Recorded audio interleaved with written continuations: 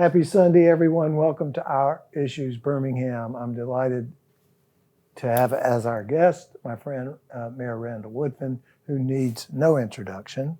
But Mayor, welcome back. Tommy, as always, good to be here. You're a regular. We try not to overdo you, but we do need to keep up with what's going on in some relatively current fashion. So Yes, I sir. think it's been 6 or 8 months since you've been with us. Welcome back. Glad to be here. And you've been on the road. You're always on the road. I'm very fortunate for you to, and grateful for you to carve out some time for us, and I appreciate that. Well, our issues is important to our community. It's a good opportunity to pause and share information that our citizens need to know about. And in this moment, this day, what do you think that issue is? What do our citizens need to know about? I would say without any hesitation, I think our citizens need to know all the investments we're making in our youth, which is our youngest and next generation, that serious investments are being made to make sure opportunity exists while they're in K through 12, but when they finish school as well. And would that include Birmingham Promise? Oh, absolutely. Absolutely. It's probably one of the things I'm most proud of, having served mayor for the past 6 years. And briefly, for those that may not be familiar with those two words, we talk about it because we're very familiar with it.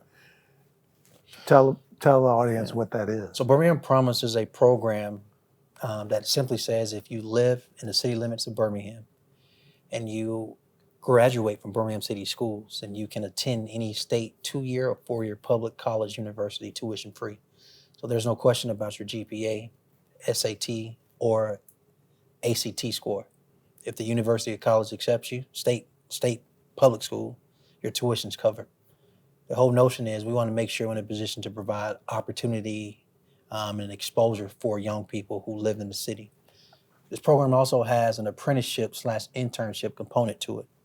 So juniors and seniors in high school can actually leave high school early, receive high school credit hours for working, be paid a livable wage of $15 an hour, which is something you and I didn't get paid when we were in high school. $1.25 for me. I think it was $5.50 for me.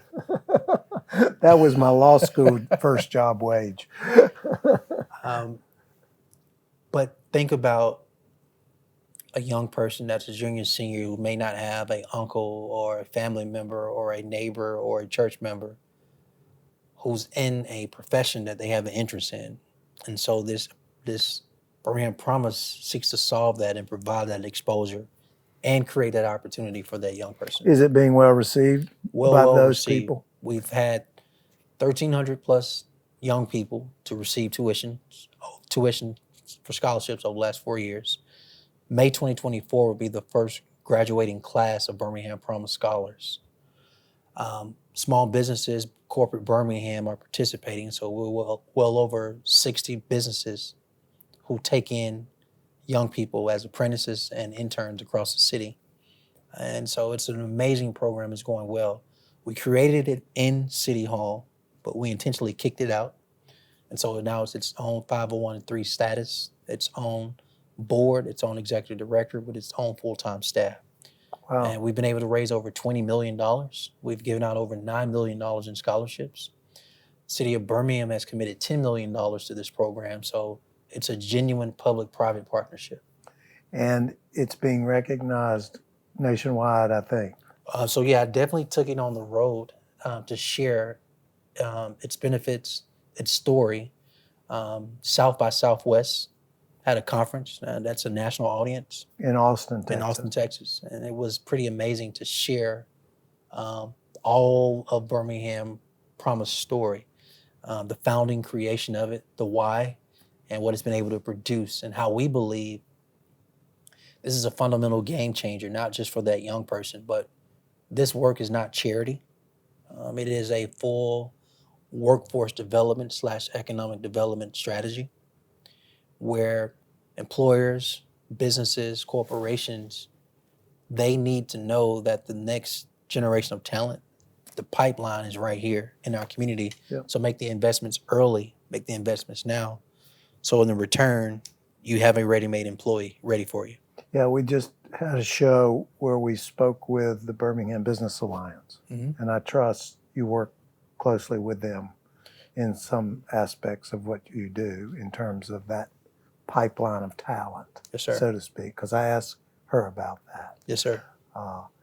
And it sounds like, all we ever hear about is gun violence. That's what it draws everybody's attention to AL.com. What they don't realize is that is a piece of a cultural problem that we're dealing with in our community. I should say a community problem. But at the same time, we do have a cultural problem in our country, Yes. in my opinion. America as a country has a gun culture problem. Yeah. And the notion that, and when certain communities get a cold, the black community gets pneumonia or the flu, that is true. In the case of gun violence is an American crisis. Yeah. However, in the black community, the subculture related to guns and the interaction with guns is more prevalent and worse as it relates to how it's being used and the negative ripple it has on families and life and community. So that's something we've been addressing since day one in office. And we do it through enforcement efforts with our police, but we also address it through prevention and reentry efforts as well. We have millions of dollars that go to programs to intersect, engage, to decrease gun violence. Since I've been in office, we've taken over 17,000 illegal guns off the streets. But in today's time, Tommy, I'm honest, it's easier to get a gun than it is to buy drugs.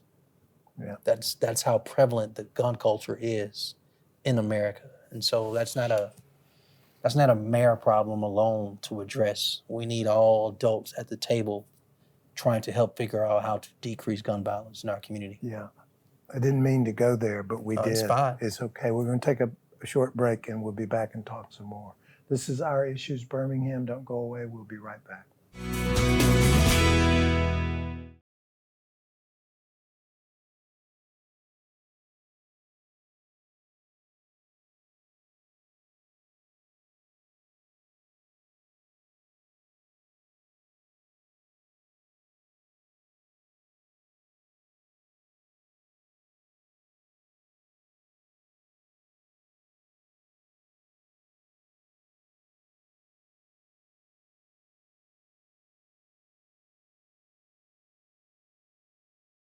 Welcome back to Our Issues Birmingham. We were closing the last segment with some discussion about gun violence and things that are going on. What I think people don't understand is while we're working on Birmingham Promise, educating individuals, we're doing other things to address that issue locally, although the problem is national. What locally, I know we've got the Restore program going on in family court. We've had individuals involved with that program on our show. What else? We're trying to get to the people while they're young to retrain the brain, I suppose, to think in terms of conflict resolution being something other than pulling out a gun and shooting someone. It's one of the biggest things we have is a program called Common Ground. It is holistic in nature, and it is centered around 100% conflict resolution. What we share, what we tell young people is that, listen, somebody's always going to make you mad. Somebody's going to make you angry. Somebody's going to upset you. And those are human emotions that not only are okay, they come and go. But it is a matter of how do you respond when someone makes you angry, when someone upsets you. And so what we find ourselves in these volatile situations that end up increasing and going back and forth of gun violence because somebody's mad at somebody. And so they just go back and forth and back and forth. Well, at an early age, K through 5th, 6th through 8th, and 9th through 12th, we're embedded in and partnering with the school system to promote conflict resolution. So it's a whole curriculum-based program on engaging young people these are better ways to address and or respond when you have a conflict with another human being. Well, is this in the Birmingham City school It system? is. It's Does a it spill out to the county so no, it's a Birmingham City school program. What's partnering with the county is the Restore program. through family court? Yes, that program is very impactful. A few years back, I started going over to family court, the facility that's attached to family court, where young children are locked up and charged with crimes such as assaults and other forms of gun violence and everything else you can think of. And got an opportunity to just sit in a room, small, intimate like this, and listen to why they got themselves in the type of trouble. But more importantly, if afforded the opportunity to get out of here, what do you want to do next? So Restore is all about the wraparound piece for investing in that young person that may have gotten themselves in trouble. You still need to be educated. So let's find a way to make sure you're educated. You need to learn how to address the issues that got you here in the first place. So let's not only engage you, let's engage the environment you live in or come from. Let's also engage families or your family. And my favorite part, when you get out, the continued wraparound piece to engage this young person so they don't end back up in state custody or worse, county jail, state prison, federal prison, or worse than that, kill or be killed. Yeah. So that program is extremely important. Are they receptive? Yes, they are receptive. And are you able to get parental involvement as well? Absolutely. A lot of these families that I know the Restore program has, no pun intended, a captive audience. It does. Because they're in the system and they're either in some sort of detention or under some sort of supervision. So you have access to be able to lay hands on those people. Well, let me tell you why we should make the investments in this audience.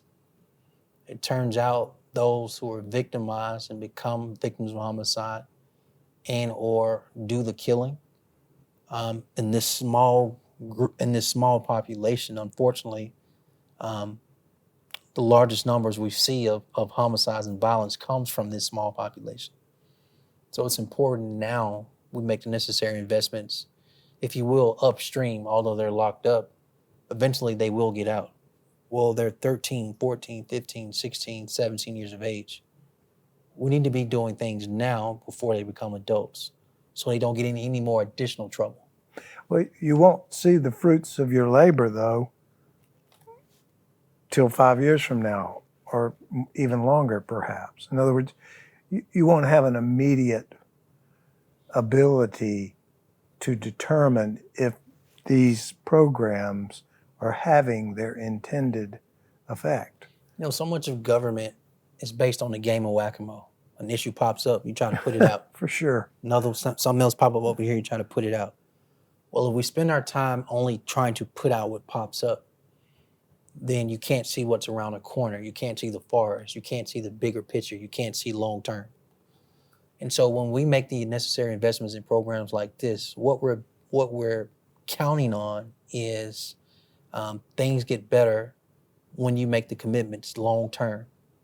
And even if you can't see it because it's not in your face, it just popped up, long term, you're saying we're banking and betting on the next generation for things to be better, for quality of life to be better, for opportunity and exposure to be better in all things, whether it's financial literacy, conflict resolution, mental health, other forms of services we're providing to our young people. Well, that's where it has to start. It has Correct. to start in the home and when they're young. Yeah, we're the government. You don't want young people interacting with us because we tend to be a hammer, not a nail. Yeah. But the programmatic piece of the things we do is designed to be a nail. But in the best case world, community exists, families exist, and the culture exists of peace, of love. It also exists of helping thy neighbor. And I know these things may sound weird or funny to people when I talk like that, but the government can't do everything. I'm responsible for tax dollars and public safety, and it is my desire and wish as well as what we do every day to keep people safe. But community members and adults and individuals and families have to play their part as well. And democracy is a participatory sport. It can't all be on local government to fix and address every single issue.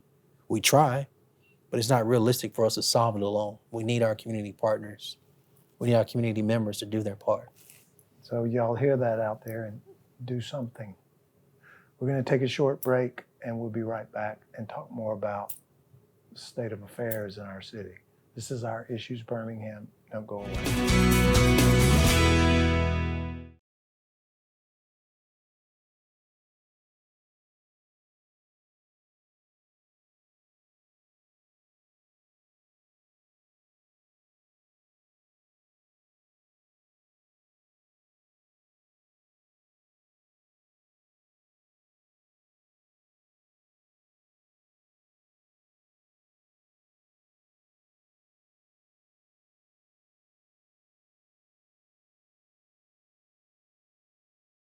Welcome back to Our Issues Birmingham. Very complicated things going on. And like you say, I always advise, of course, I'm a criminal defense lawyer and I get calls often after the fact.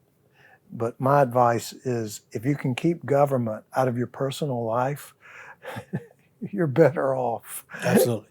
And that's kind of what you're saying when you reach out to families to work within the home to educate their children That's correct. on these things that you've been talking about. Now, we've got some things going on in the city. We've got Southtown project. I know people would like to know what's going on the north side with the new amphitheater that some say is at a standstill. I don't know. I haven't been over there. Are we still moving forward with things? Yeah, well, let's start backwards. The amphitheater is on track to be completed by 2025. So probably summer 2025. So we're excited about that. Construction will start in 2024. All the permits are now in place. If you drive by there now, dirt is being moved. And so this is real time. This is happening. This will happen. No different than the new stadium, the reimagined Legacy Arena, and now the amphitheater. We now have a full footprint of entertainment that includes 2 hotels, convention space, restaurants, football stadium, a basketball arena, now amphitheater. And so when it comes to venues, you think about entertainment and artists across our country and internationally. They have various venues to pick from. And so it was always our desire for you, a citizen of Birmingham, not to be able to go and get in your car and drive to Nashville for a show, or Atlanta or New Orleans. All the venues we have now, they can happen right here, and we can be on everybody's tour. That was very intentional and designed to be that way. BJCC has lit it up. That is correct. Coming up. Yeah. A lot of people excited about some things that are happening. Yes, sir. What about the project over near St. Vincent's? So Southtown. Your old stomping grounds. Yeah, so of course, everybody knows Southtown is very important to me. It's where my grandmother lived. It's where my dad was raised. It's where my mother was born. So that's family. And I still know a lot of those families. Well, Southtown is being reimagined for a mixed use of affordable and market housing. But we're also adding on to that site some workforce piece in partnership with Southern Research, which is right next door to this site. And so right now on the site, if you drive by right now, you can literally see construction of new affordable housing for seniors. And it's impressive how fast it's been going. And so I look forward to that project where families are welcomed back who live there, as well as all the other new opportunities that will be afforded on that site. Are you getting cooperation from your other government partners? Well, it depends on the topic.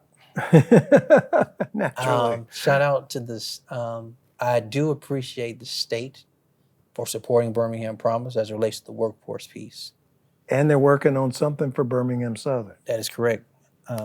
Birmingham Southern is important to Birmingham. We got to keep Birmingham Southern. Yes. Institutions of higher learning are important to producing the next batch, next population, next generation of employees in this community. Birmingham Southern is an institution of higher learning that has been here for generations.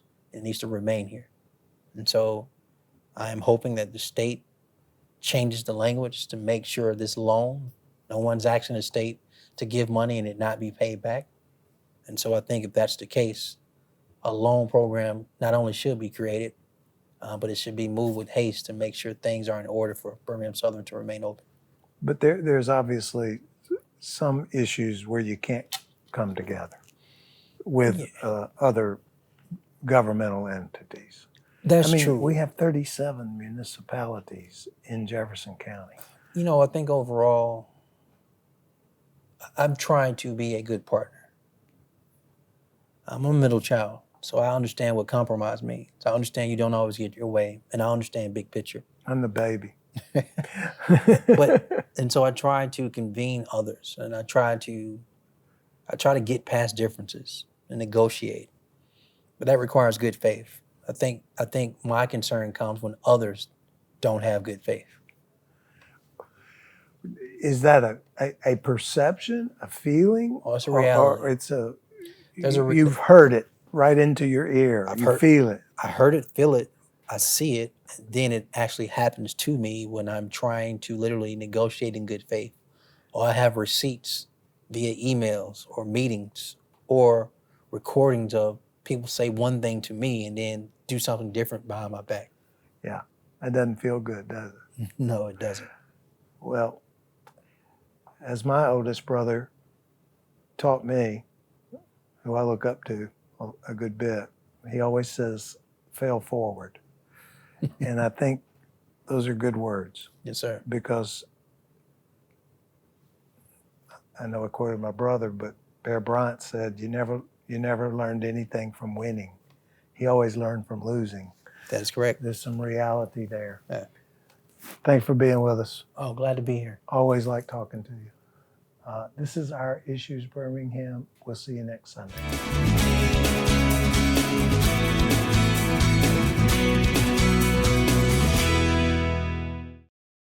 We get it. Your mornings are hectic. We're here to help you get ready for your day. Good Morning Alabama on ABC 3340. GMA doesn't waste your time.